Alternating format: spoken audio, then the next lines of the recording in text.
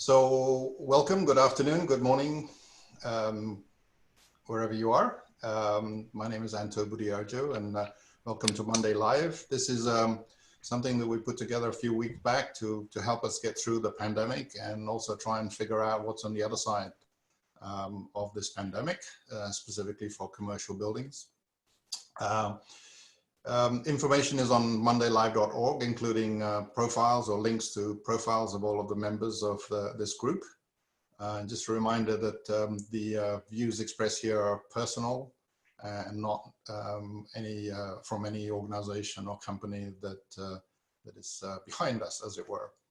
Please do post comments and Q&A on Zoom, and then, if possible, complete the survey at the end. So our agenda for today is we'll spend 10-15 minutes talk about big picture news and sort of trends that we're seeing, and maybe some best practices, experiences.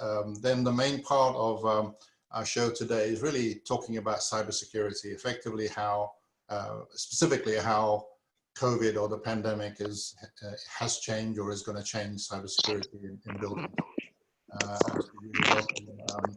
Comments and questions.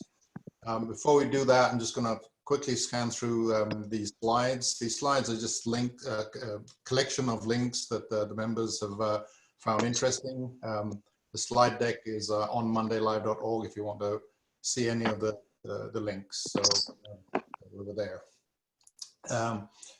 John Petsey, I haven't had actually some partnerships, Siemens and Salesforce, other sort of interesting industry stuff going on. Jim Butler talking about cybersecurity and some of his observations that I'm sure we'll talk about. Mark Peacock, again, talking about something that we talked about last week, the retail sector in London, in the UK, and other subjects. Bill Ben, this is kind of a very interesting video of Fareed Zakaria talking about the future of cities. Recommend you watch that. Anno has written a dissertation here. I don't know what about. Opportunities, building as a service and various other things.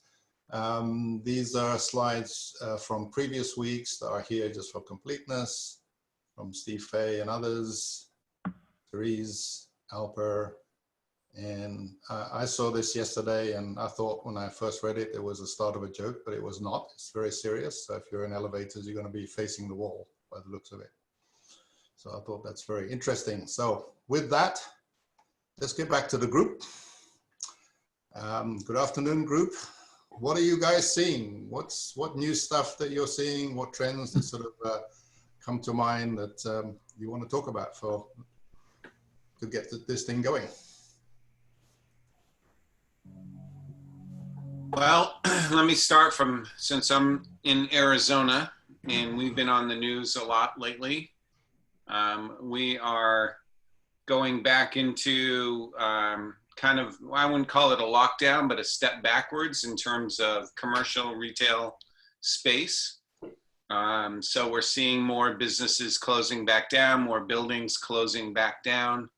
Of course, there's a big legal battle going on now, whether the governor is targeting unfairly certain industries and so forth. But right as everybody bought their supplies to open back up and clean everything and took care of their buildings and what needed to be done to get them ready to reopen, we're now taking a step backwards. So we should probably replay some of our discussions from 6 or 8 weeks ago, perhaps, because that's what's going to happen again here in Arizona, at least. Mm-hmm. Yeah, and you're not the only one. Texas is not having too much fun. Alper and Anno. We're going backwards as well, although probably we're not reacting as quickly as we probably should, but yeah, it's the same. It's getting worse. Any specific industry observations as to what's going on? Any sort of changes of, I think previously we've talked that some people are having a very positive, busy time, others are not. Any other observations on that front? I can chime in one more time. Throughout this whole thing, just from a business standpoint, we felt like we had an opportunity with our resources to try to help out, whether it be through Asia connections and getting PPE in, or manufacturing, or service, or education, whatever it is. But interestingly, now we're starting to see a few opportunities to do sort of product development work for products and systems and platforms that are specifically targeted towards solving certain problems from the pandemic within the automation space and building space. So we're looking at a company that's coming out with, I can't really talk too much about it, but coming out with a touchless kiosk temperature taking kind of a situation, which we've discussed on here a few times. That's a pretty good example. And then another software platform where people are looking to do contact tracing and things like that. So there seems to be little, even if it might turn out to be short-term industry popping up around solutions that attack some of the problems that we've discussed in this forum over the past few months. Yeah, I want to echo what Tracy's saying. We've been approached twice now, look at platform integration of systems that are much wider than we've normally talked to, with the specific goal of solving contact tracing, general people migration movement within buildings and stuff. So and so far coming out of the APAC market region more than anywhere else. But as Tracy said, looking at how do we do more with other things that we've got in the building, and they're trying to solve specific problems that have been put in front of them. So it's interesting stuff. I mean, it's not something we would have thought of or considered, 6 months ago. Basically, outcome as a platform. Right. Outcome as a platform. Yeah. That's your new mantra for the next month, Ken? Yeah.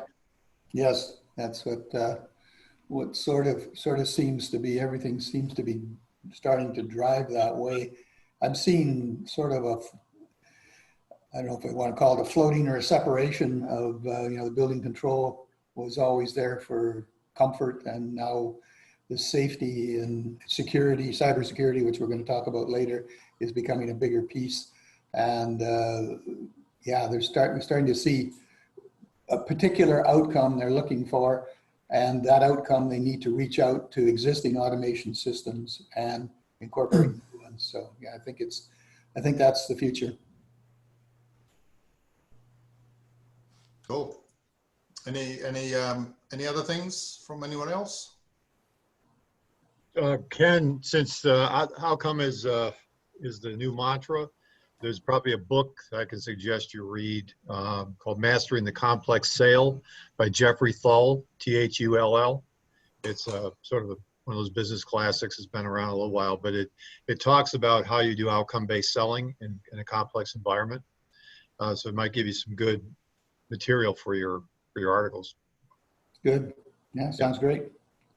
Actually, best cartoon I heard was this whole virus was started by aliens, and they're just simply fattening us up before they're going to eat us. I thought that was a good overview. Why not? We've done that to the chicken. Those that are left.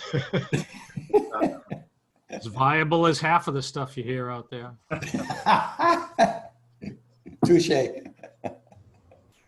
That is true. How about you, Therese? What's going on in Silicon Valley? I always ask that question. You should be prepared. You're on mute. You're on mute. You're on mute, Therese. You're on mute. There you go. There I am. Well, as always, I think Silicon Valley is not coming back to work or to the office, and trying to figure out how to make the most of work from home. I have to say, I spent the week, the 4th of July week up in the Sierras, so I'm a little bit out of it. But we're also having fires too. The fireworks set off fires in Gilroy, and very delicate environment here. Yeah. Okay. Yeah. Great. So I am going to pull in to the panel here a couple of guests, Carol Lamonaco and Fred Gordy.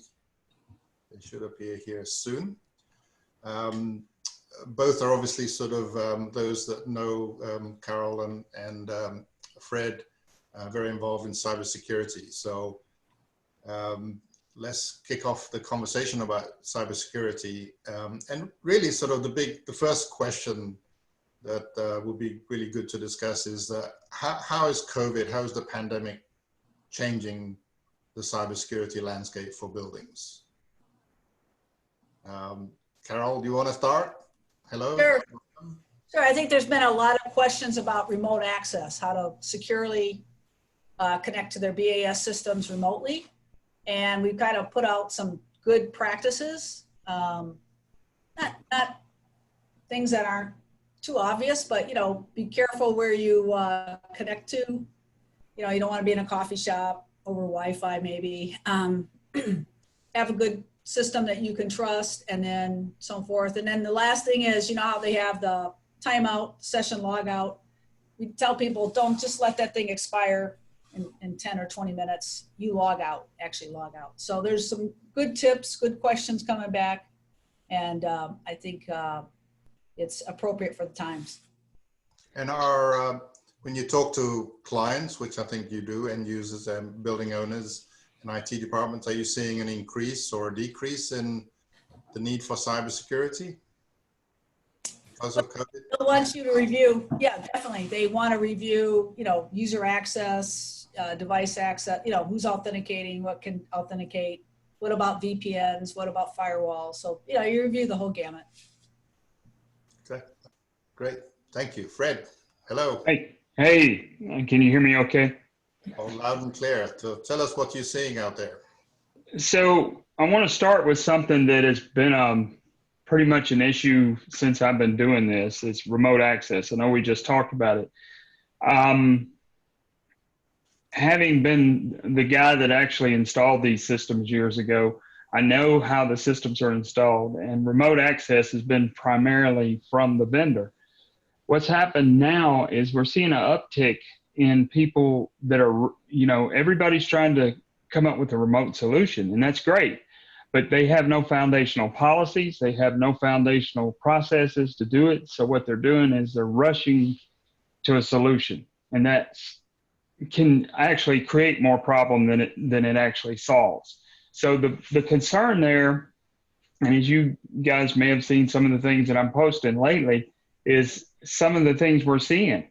And you know, one of the things that's, if there's any good that can come out of this particular situation with the remote, everybody needing remote access, the other thing that we're seeing an uptick in is people are coming to us and saying, you know, hey, can you help us with our policy? What can we do from a policy compliance standpoint? Because at the end of the day, if you just basically throw your systems out on the web, you're going to get what you asked for. So thank you. Thanks, Fred. Others want to comment? There are quite a few of us on this group that is focused on cyber security. So I'll start. I'll throw this out. So both to Carol and Fred. So more to what you just said, Fred, about the policy. And I would add strategy as part of that. But where I wanted to go with this is that policy strategy is not the technology side. I put it as the business side. And do you think that COVID has truly changed the mindset of people, and they're looking at it from the business perspective just as much as they're looking at it from the technology perspective? If I can, that's a really good question, Mark. Here's what I would say, and this is the trend that we're seeing. It's an awakening. It's not an on fire, everybody's rushing to do these things, but there is an awakening that we're seeing among these different companies. The problem is, like you said, policy is one part of it. The other side is process. And I can't tell you the number of times that I've sat down with people help them create policy. And that's all they hired me to do. The next step is, okay, how are you going to take it and roll it out to the people? Because you're not talking about just handing policy over. What you're talking about is changing the culture. The culture has been, the facility management side of the house has been working independently for years and years. They could do whatever they wanted, and that they weren't under the control of any policy. So therefore they have no processes. There's no compliance check behind it. So there's a lot of steps that have to happen. Fred, I'm curious, since I know you guys have access to end users, is there any advancement in terms of who owns this problem? Meaning, are these facilities in IT really having better conversations around the policy and procedure side and saying, okay, it originates here, but you guys manage it? Is there what if anything is happening in terms of how it's being done from the owner's side? Well, it's good questions, and quite frankly, there's a multitude of answers, and I'll try to keep it down to just a few. What we're seeing, where you have a house that has a really strong IT department and they've had this independent FM side, is when they're being forced to come together, IT is taking it from an IT approach. They're just use the hammer. Let's go at it. And the FM side is being resistant. That is one aspect of it. So my job has been to sit between the two of them and get them to come to the table together. The next set of people that we run into are the ones that are, look, we know there's a problem, but we don't know what to do. And we have a very limited IT resource. So that IT resource really looks back to us to say, listen, we don't have the answers, and we're willing to listen to you. And the FM side of the house, because they see an IT side that is more amiable to the process, they tend to get along a little bit better and get to results a little quicker. So Carol, I'd say I'm seeing the same thing, mix. And also, I think a third element is, unfortunately, some of the companies are reducing their staff. So that's kind of like they got enough work, plus they're on a reduced staff and they can't take on anything else, especially when it comes to process and policy. It's not going to happen. I don't think. Can I relay a story real quick? This is a customer that we were working with. When it comes to the policy side, they engaged us to write their policy, and we got down to the point, and I've been telling them all along that somebody has to own this. Somebody's going to have to take this through the process. But when they finally brought the big guy in, and I'm explaining to him what has to happen, there's the rollout, adoption, and then compliance that has to happen. He's kind of looking around the room like, okay, who is going to take this and run with it? What is our process for rolling this out? Did y'all not think about that? We may have to put the brakes on this. And so there's that realization, even though we can tell them in the front end that, we can do all this, but this paper is only as good as what you do with it after we hand it to you. So that's a gap that a lot of companies have.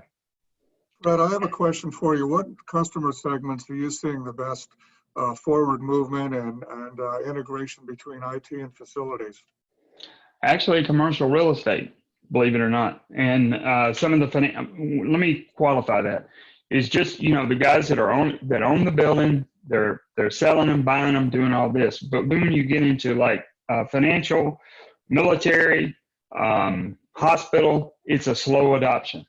So the thing is, the commercial real estate guys are actually almost treating this like a marketing thing, which is good, I guess. But what they're saying is they're going to get their building stamped with a, hey, we're cyber secure. And then when they get ready to sell it, then they can, kind of like, 100-point inspection for a car. I'm really enjoying your LinkedIn post, Fred. And I think that the one where you just had the picture of the two different cultures, the IT culture represented with the data center, and how the cybersecurity mindset is everything from physical access to encryption at all levels. And then you have what you typically walk into is a desk with an open desk, shared passwords. That was great. And the dialogue you're starting, like everybody weighing in on this. That's been the awesome part. I actually decided to take back when I started doing this, man, I was studying NIST, SP 853A and all of it. I still study all that, but the average facility person doesn't get all that yet. I like to equate this. Remember, I think we're all old enough to remember back in the day when OSHA first started, all these safety rules came around. Well, the guys that these safety rules were being imposed on, they were used to doing things their way, right?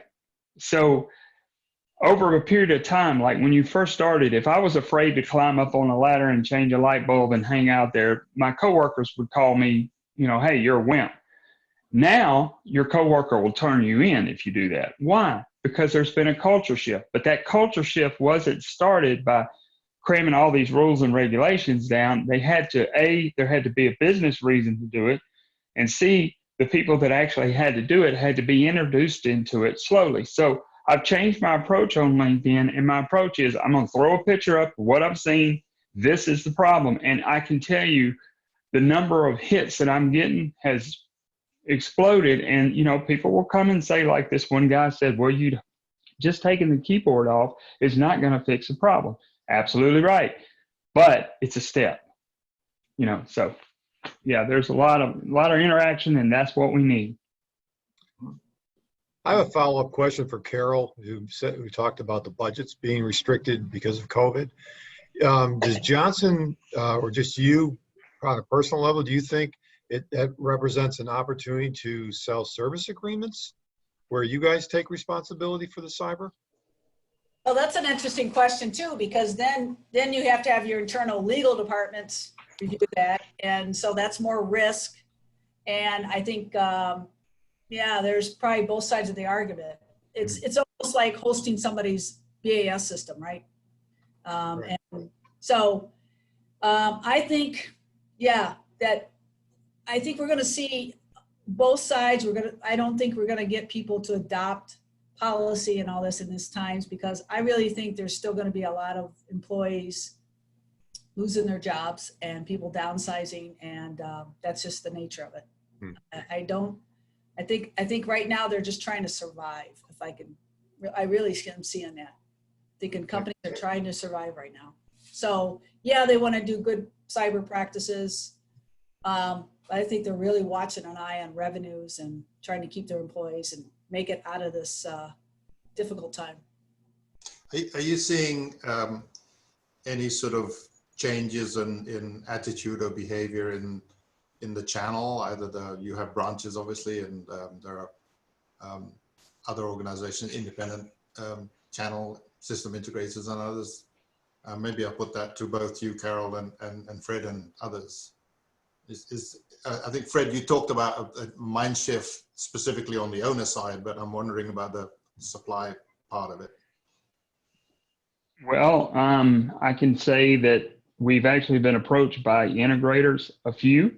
Going back to my roots, when I first started this journey, the pushback from the integrator was, this is just going to add cost to my my installation.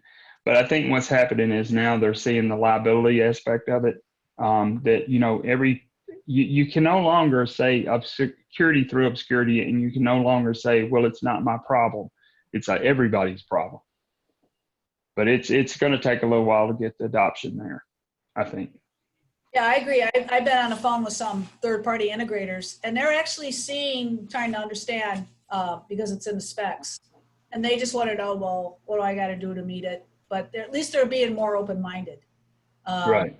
And they realize that if they miss something and it's spec'd, it could cost them money down the road. So they want to be really thorough and just doing inventories and, the whole, following the what's spec'd. I think they're trying to there's a change in attitude. I have seen that over the years. and they want to comply and they want to know, well, what if I miss it? What's it going to cost me? Things like that. So I think they're coming around. I think they're seeing the light. It kind of goes to what Fred said earlier. I like that word. It's like an awakening.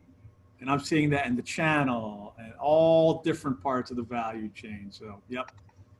So beside remote access, which we talked about earlier, I believe, and I'm seeing that there's been an increase in ransomware, and maybe, you know, Fred and you guys, you know, Carol or the group can talk about some specific issues maybe. And then also I'm seeing an increase in vulnerabilities in applications. And I don't know. And I'm trying to equate that. Is that because of COVID? Is that because cybersecurity in general? But especially the apps and how people who are developing apps need to harden their apps a lot more than maybe what we used to. So anyway, just curious, any specific things the group can talk about that they're seeing as a result of COVID beside remote access? I'll step in. The activity around ransomware has gone exponentially high. Mm-hmm. I can tell you that our experience, there's been a 600% increase. We've also have a practice where we do OT phishing, and it's different than IT phishing. And if you look at any studies out there, 30%, the hit rate on an IT phishing campaign is 30%. Our average right now is 75% hit rate. And the reason is because the phishing is changing as it relates to facility guys. And what I mean, not pick on Carol, but I mean, like we've seen some examples of where they've actually misspelled Johnson Controls and sent that and said that, you know, hey, if you click on this survey for Johnson Control, you'll get a, you know, $100 gift card or something like that. So they're tailoring their phishing specifically around things that relate to these guys. So 75%. That's scary. Yeah. Yeah. And we've had one customer's 88%. Jeez. Yeah. And I would agree. I think the ransomware, it's around the globe as well. Mm-hmm. Some countries, it's really high. And they just have to train that, you know, you shouldn't be shopping with your server, treat it, you know, shouldn't be looking at your emails. And again, if you don't remember anything about a purchase order or something like that, pictures, then don't click on it. You know, Right. Don't do it. Always question. Mm-hmm. So what's the core difference between IT and OT phishing? Is it just the target, or what is the result out of what are they trying to do? Are they actually trying to, you know, stop OT systems from working, or it just happens to be the entry point? So taking a look at phishing, first off, what it is a cheap, effective way for the bad guy to get money. That's all he cares about. So it's not necessarily about taking the system down or anything, but what it is, you know, making what it is, ransom. You know, you got to pay me for this to be able to be unlocked. To what Carol was saying, these guys know, the bad guys know that the facility guys misuse, and I say this all the time, but they misuse their application server. Would you go and on a SharePoint server and check your email? Absolutely not. Why are we doing that with our application host? The machine, whether it is a server class machine or a PC, it's still an application server or application host. These guys, I've got example after example of them using it to check, you know, Facebook, Gmail. They're searching. I got this one picture or one thing where we captured, and I don't know what language this is, but they're searching all over the place. So all it takes is, and they don't necessarily, first off, the fish, they don't care what they hit, just as long as they hit something to lock it down. Second is, everybody's used to, you may win a $500 Amazon gift card if you click this link. What's happening is they're using things like York Chiller looking emails, Johnson Control, Tritium, whatever is going to resonate with that guy. Yeah, very similar to what they used to do with FedEx. They used to show FedEx and different companies like that. So.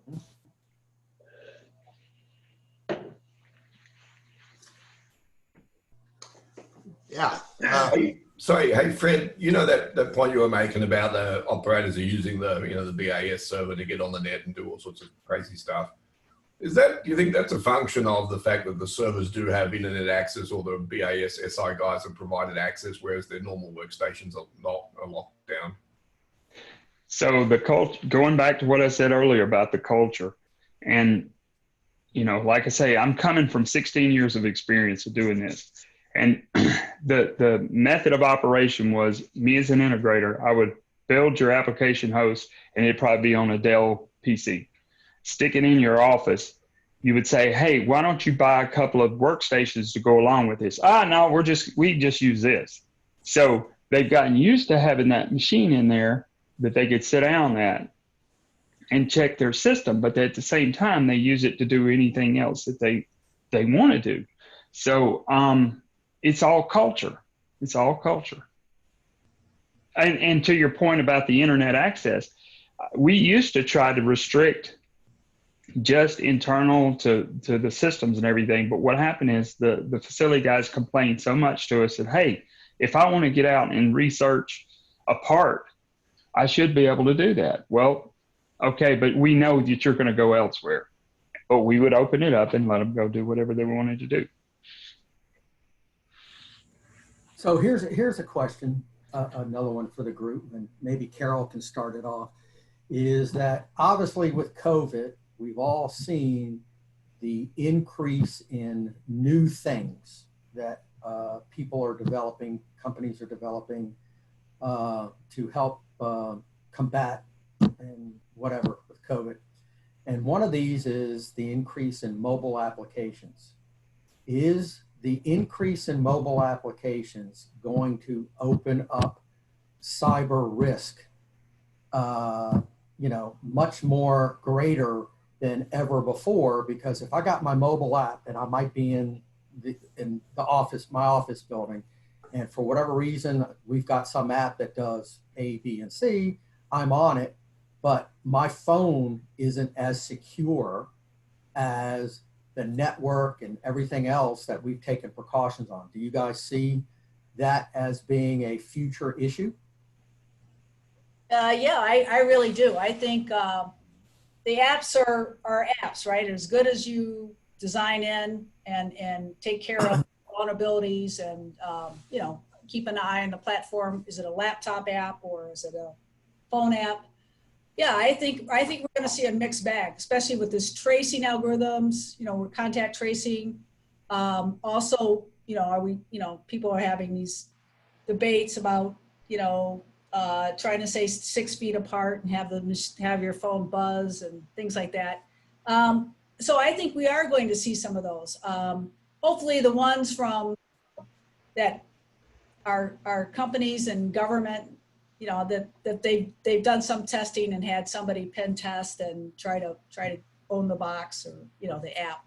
So I think it's going to be a mixed bag. Yeah, I think those that rush, don't do the thorough testing, thorough engineering, design, we're going to have issues with them, definitely. And Fred or Carol, are you guys seeing is the rise of IoT in buildings changing the equation on cyber as well, good or bad? Well, I'm going to say yes. Going back again, I have to keep harping on the culture, is if we stop and think about IT is built around the CIA principle: confidentiality, integrity, availability. The IoT or OT side is flipped on its head. It's availability, integrity, and confidentiality has always been the last. Then there's the culture part of it is, I want this system I want to be able to get to this system as conveniently as possible. There's the availability. So therefore you're opening, it's just creating holes. If you're not putting a hardened shell around it, yes, that's my opinion. Yeah, I would agree. I would definitely agree that this, the CIA is definitely flipped when you're talking about OT versus the IT. Also, when people load apps and stuff, there's a thorough, the guy doing the IT apps and upgrades, they do a thorough preparation. They compare, they create a document. We don't see that in OT land. We don't see that thoroughness beforehand, and it's just accepted. Okay, go do an upgrade. If it doesn't work, try to back it out and, reload the old software. That would never IT world. No, and there's one thing I would like to kind of throw in there. This is something I just read literally this morning. It's from the World Economic Forum, and it's talking about in this article what COVID-19 pandemic teaches us about cybersecurity and how to prepare for the inevitable global attack. They say the reproductive rate of COVID-19 is somewhere between 2 and 3. I don't know if that's what that is, but that's the way they wrote it. Without any social distancing, which means every affected person passes the virus to a couple of other people. By contrast, estimates of reproductive rate of cyber attacks is 27 and above. One of the fastest worms in history in 2003, Slammer sapphire worm, doubled in size in approximately 8.5 seconds. So we have you have a virus in our world, in the cybersecurity world, is really no much different than a real virus that affects humans. The only difference is the speed at which it could replicate itself.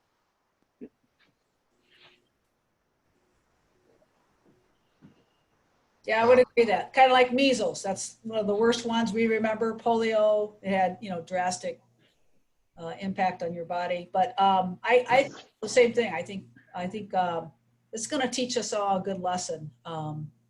And we've got to be better prepared and more disciplined as well. And one other thing too is I think, I keep talking about culture, but a mindset. We need to shift our mindset from when I talk to people and I give them scenarios, because that's what I do is I figure out how to kill your building. So I come up with these scenarios and I get probably not. That's the feedback I get. We got to change that probably not to what if, because that's exactly what happened with COVID. So many people were sitting around, can you just stop and think in December of last year, if you'd have told the majority of the people in the US that our economy was going to come to a screeching halt like it did, most people would have said probably not. We got to change that from probably not to what if.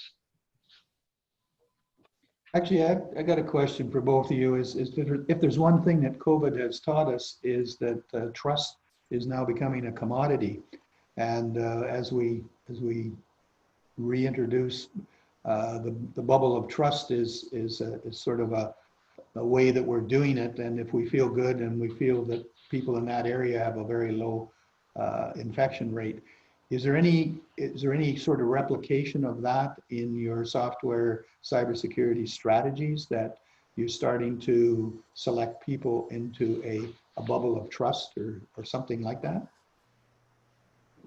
Does that make any sense? Or? That's good. It comes to mind would be certificates, right? You want, instead of self-signed, you want to use the CO authority. It prevents a man-in-the-middle attack, but yeah, that's my only comment on that one. Well, and I always look at the human side, because really, it's the manufacturers are doing a lot of good. I mean, Carol and I have talked in the past. I know that Johnson is really doing a great job of trying to button down their system. So is some of the other manufacturers. The weakest link in the chain is the human, right? So in order to create that bubble of trust, there's the thing that some of you may have heard, some may not. It's called least privileges. And what that means is you get the least amount of privileges you need to do the job that you need to do. We in the culture of in building control systems is give everybody admin rights.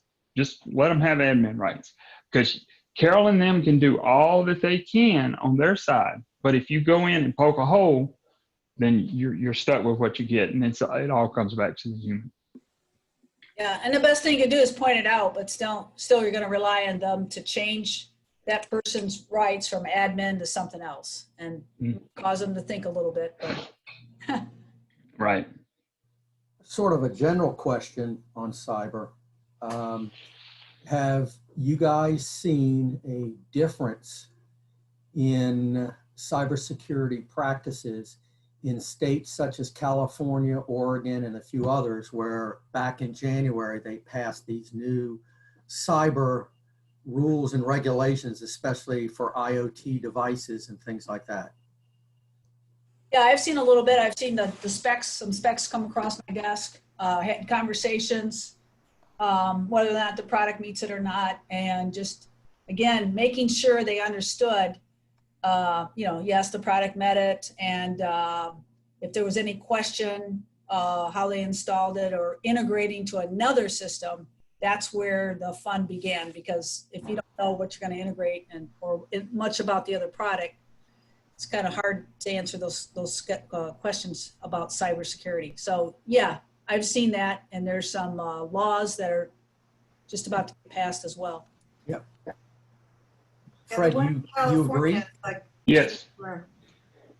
I would agree in general. I'm not seeing, at least on the building owner side, a huge rush to get everything tightened up, but a little bit.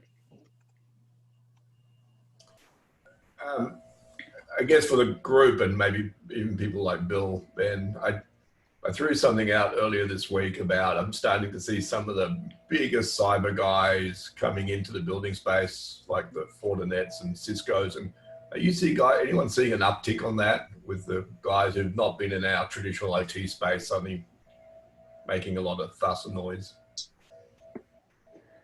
I'm seeing some uptick. The problem and this is the concerning thing, and it doesn't matter really who I'm working for. This is Fred talking. Is the thing that concerns me, and it has concerned me from day one, is when you start coming in with IT practices and you don't take into consideration sequences of operation, the interdependency between devices, the levels of users that are inside the systems that are not. Very quick case in point, we had a customer that they went in and this guy got fired. They removed his user. It was a Tritium system and it broke all the connections. This is their IT, they're ripping his user out, and it broke all the connections to 100 sites. It took them, Kevin Smith and I have talked because they had to get involved in it. I can't remember how many thousands of man hours to get that in. So the thing about it is, I'm not saying I don't want them in it, but what I want them to do is to learn a little bit about the systems before they start enacting all of this stuff. So is the driver, though, to your point, Hanno, is the driver they're going after an opportunity, because it has been well publicized that there's been an uptick in cyber incidents and all that because of COVID. We all know that. And are they trying to seize the moment, take advantage of the opportunity, and then in a year and a half to 2 years now, presumably we get kind of a little bit further along, they're gone, which we have seen this in our industry time and time again. Yeah, that's what I was worried about when I saw some of those articles like Fortinet and Cisco. All of a sudden you hadn't heard from them for years, and all of a sudden they're all over the place. And to Fred's point, they have no understanding of the domain, the interdependencies, and how all that works. Yet, I've got a couple of customers who are asking me like, what should I do? Should I go this way, that way? Mark, I think it might be interesting to talk about what we are doing as an industry, and maybe talk about some of the new technologies that are under development. BACnet SC that was just released, but maybe ask Jim Butler, who's chairman of the convener of the BACnet IT working group, to tell us maybe about a little of the technology that's been put in place to address some of Fred's issues in terms of how can we support that change in policy and process through the technology that we're creating in a way that's sensitive to the industry we're in. Yeah, it's a big issue. I mean, we worked hard on BACnet Secure Connect to provide the channel with a means to secure the communication within building automation systems. And I think that the next step for us is to help the channel figure out good ways to apply this technology. Fred is right to emphasize the human aspect of the problem.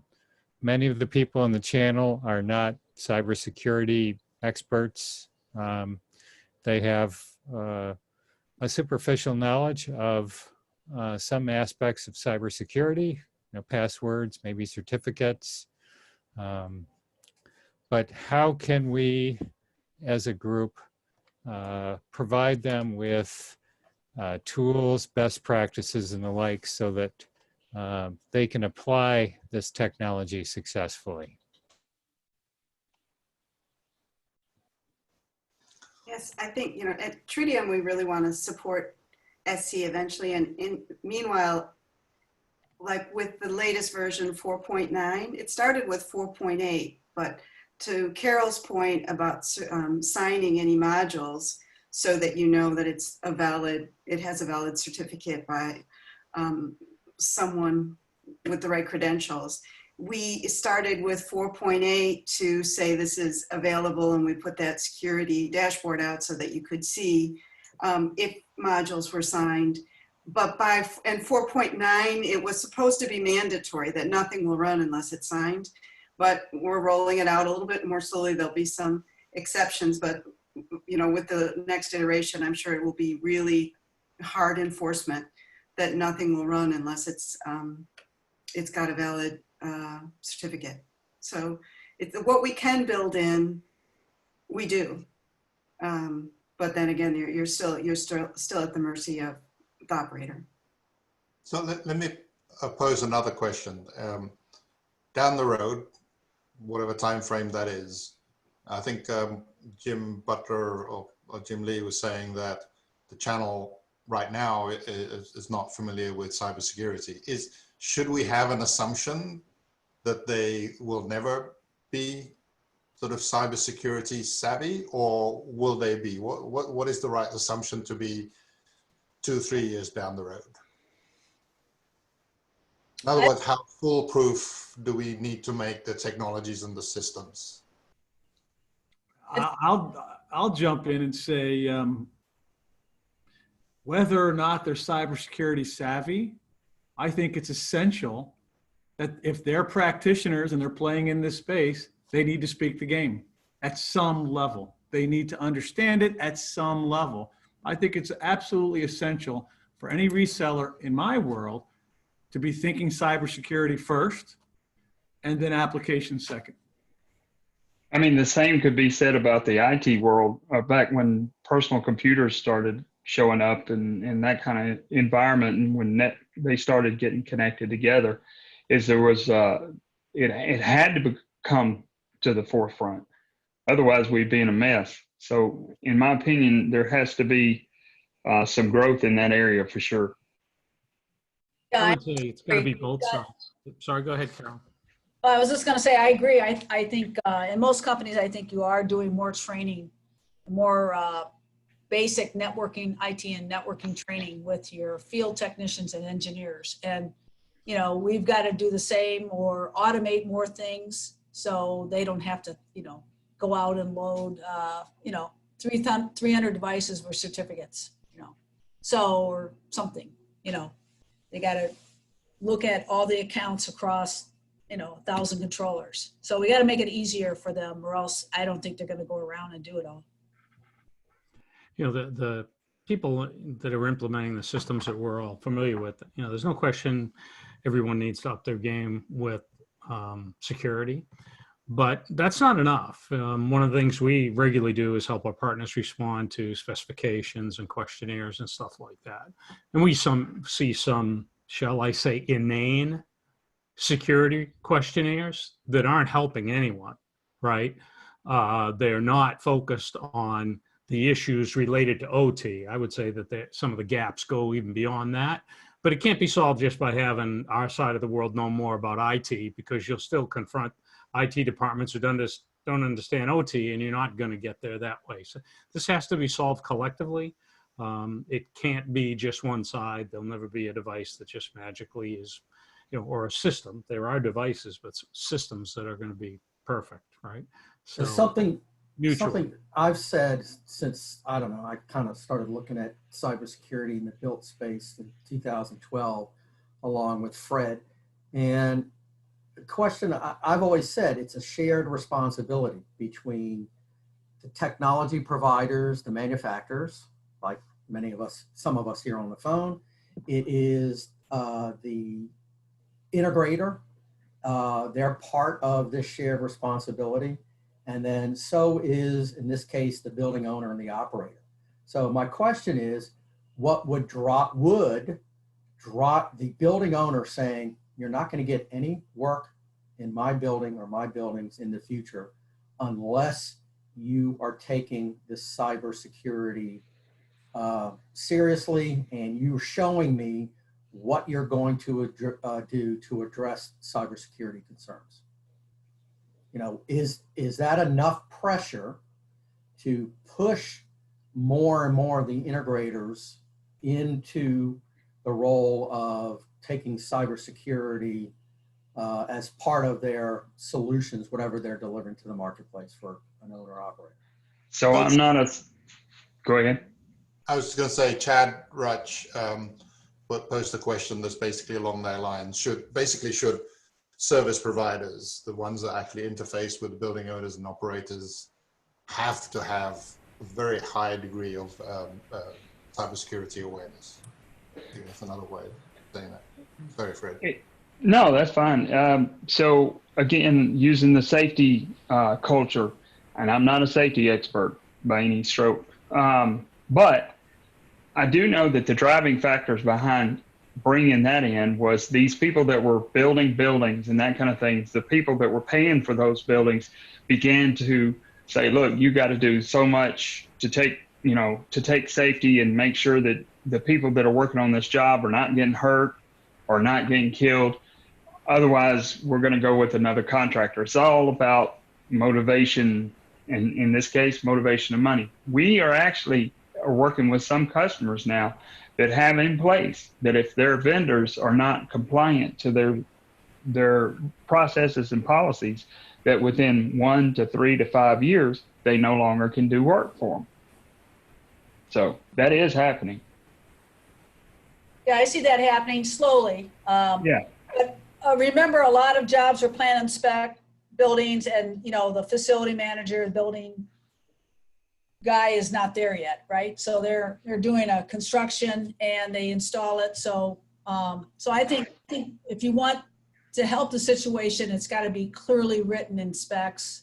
I think we got over the complex passwords, but like certificates, using BACnet SC over BACnet IP, things like that. I think those are the new items that we've got to wrestle with and get them into specs as soon as we can. There's also the side of security, looking at the hardware. It starts from the hardware level with secured boot with a chip on it. Then it goes to the operating system and the apps that you use. So it is almost like a fractal that you need to think of it. And as Carol said, I think the tooling around it on upgrading and updating every part of the stack is the problematic part right now. There's not like every software tries to solve it in different means, and the time it takes to upgrade and update is the deal breaker. And it does take an effort, and the building owners needs to understand it, and they need to compensate the resellers to do the updates periodically. That's my 2 cents. And there's got to be some pain involved for people who don't upgrade their sites. There's got to be something out there to motivate them. I don't know what it is yet, because I see big hospitals, other customers too, that are running 10-year-old software, 15-year-old software. And that's government's job, right? Oh, ransomware should help take care of that, I think, too. Yeah. something that's kind of macro, but my son, again, a new engineer in a far afield but analogous area of electronic medical records, and he developing apps, etc., realizing the brain drain that goes in terms of engineering to the big companies, to Google, Amazon, Microsoft, and he's like, oh, when something's wrong with Google Calendar, there's hundreds of engineers working on it immediately. Of course, Google Calendar is like perfect. And then with apps, everybody expects it to work like Google Calendar. But we can't keep enough engineers on staff. And of course, here in Silicon Valley, probably the brain drain goes a little bit faster, where they would rather work for these companies who are doing advertising, ad tech, not electronic medical records or fixing buildings, but ad tech, marketing tech, Google Calendar. And I think there's just too much brains on the wrong stuff. And I hope a reckoning comes to that. So pivoting off that, I think it's we've got 2-3 minutes left before we end. What can we all do? What can the industry do moving forward as we go through COVID? Obviously, there are certain circumstances in COVID and the pandemic. What should we do? Ken's doing, writing up a lot of this in terms of where we're headed. Fred, what do you think we can do that will be useful to help things along? We need to begin to, I agree with, I think it was John Pitsy said, getting IT and OT, not just getting one to take over, but there has to be a blending of the two. And there has to be some, I think there's also a role here that, I kind of feel as I speak IT and I speak OT. There needs to be more me.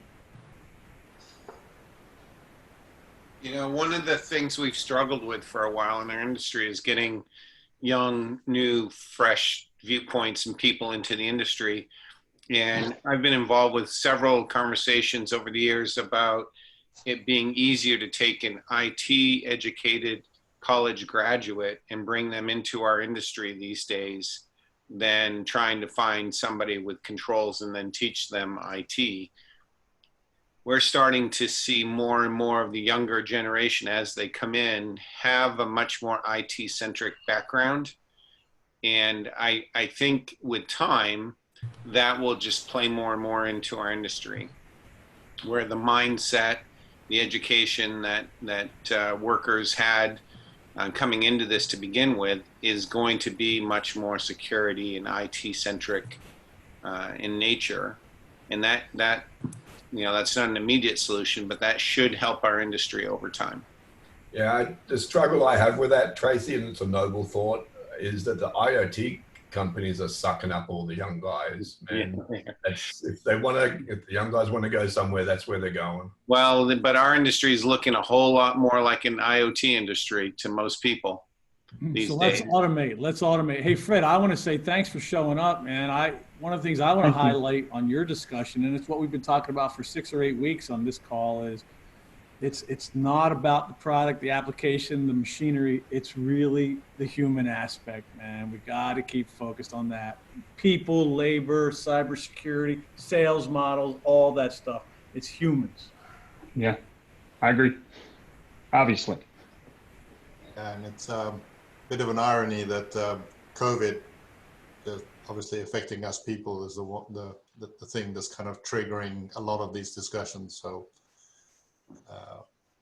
So we're at the top of the hour, so we should bring this to a close. I think Carol must have had to go to another meeting, so thank you to Carol. Thanks to Fred. I think you've livened up the conversation around the subject. Appreciate your perspective. I know that's apparently Brisbane. Well done. All right, well, video of this will be on YouTube later on tonight. Thank you, everybody, and we'll see you next week with subject TBD. We'll announce that towards the end of this week.